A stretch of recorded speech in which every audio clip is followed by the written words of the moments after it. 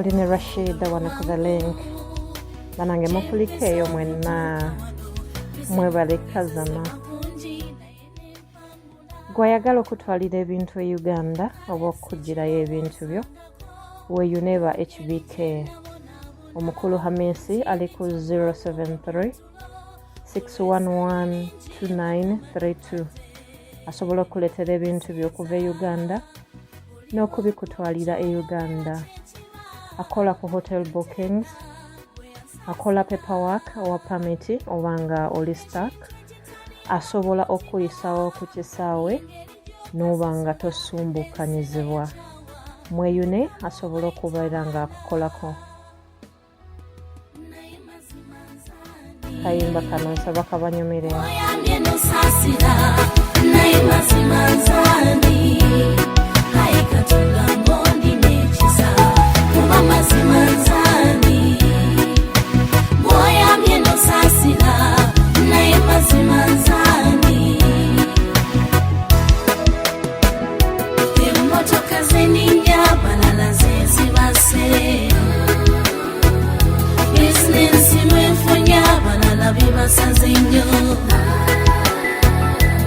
Emyaka gyennina omuteba giwezezza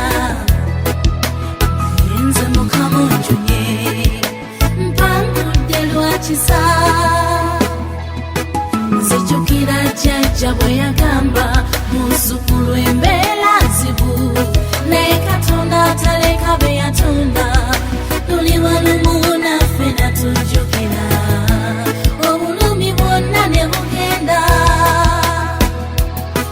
nasekanga ndowooza birooto koye oseka naye olunaku lulijja manya ojja kwewuunya